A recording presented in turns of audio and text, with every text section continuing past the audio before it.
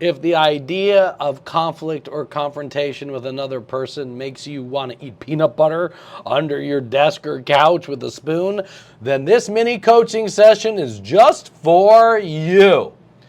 So when I work with other highly empathic or highly sensitive individuals, I find that many of them, if not all of them, believe that when it comes to the topic of conflict and confrontation, they believe they are not going to get very far in their life, or at least don't believe they're ever going to be able to live a life on their terms.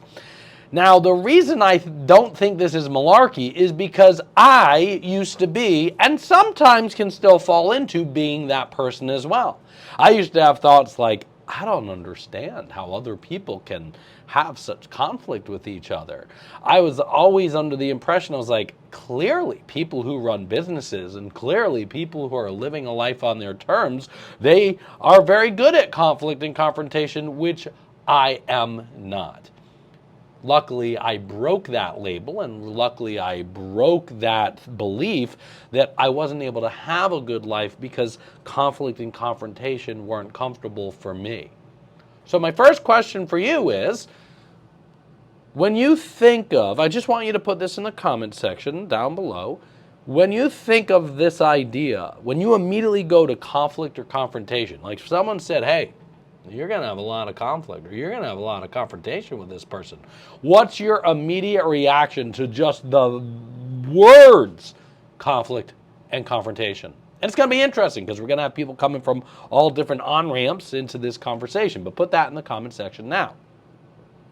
So here's what I needed to learn in order to move past my debilitating experience, fear, belief, whatever that was, with conflict and confrontation. First, let's get down to the bones of it. If someone's angry about something, it's typically not about me. It's about a situation. Maybe I caused the situation, but it's about the situation. So number one, I remove myself from, I'm the one who's creating the conflict and confrontation. But two, and this is the bigger thing, is I had to come to the realization that all amazingness in life pretty much comes out of conflict or confrontation.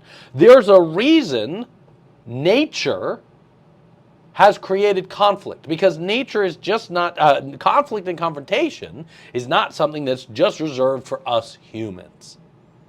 So why do you believe that conflict and confrontation are part of nature? It's a very simple answer, and it's beyond survival. It's evolution. Evolution. Take an iPhone. When Apple made these originally, there was a lot of conflict and confrontation. Can't be done, won't be done. The different commissions and organizations try to prevent it from being able to even able to be produced. But now we have it. Take civil rights as an example. Look at how much conflict and confrontation had to exist for us to make laws to give everybody equality. And I know there's a lot more evolution that needs to still happen there too. But look at nature. At some point, something was in the water and said, no, I don't want to be here anymore. And all of its friends said, no, you have to stay in the water. And eventually something that was once a water-based creature became a land-based creature as well. So, okay, I understand. Just seeing it as natural and it's part of evolution won't be the simple solution for all of us. But I want us to recognize that when there's conflict and confrontation, if we looked at it under a brain scan, the same part of the brain where there's physical pain, that same part of the brain also lights up where there's social threat. And conflict and confrontation put us at risk of social threat. I won't be accepted. I won't be liked. I'm going to be put outside the gates of the kingdom. They're going to shut the kingdom, and all the snakes and the coyotes are going to eat me in the middle of the night.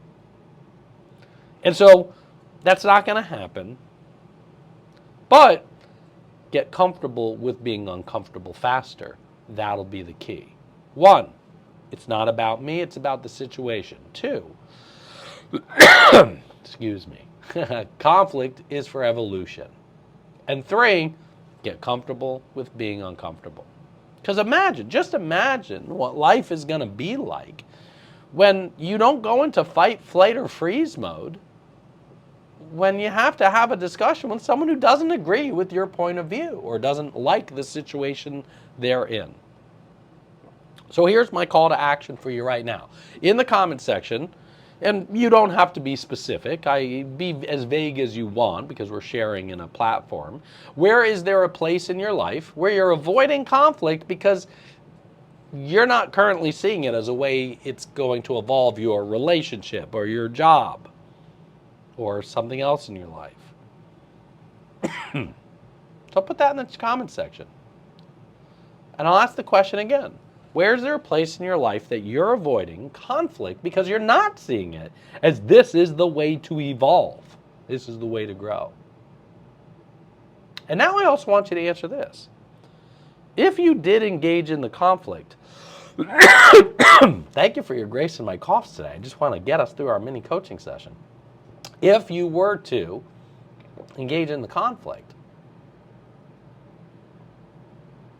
how do you see that will evolve you? How do you see that will evolve the relationship? How do you see that will evolve the situation? So, if you did engage in that conflict until resolution, what do you think that evolution would create in your life or that situation?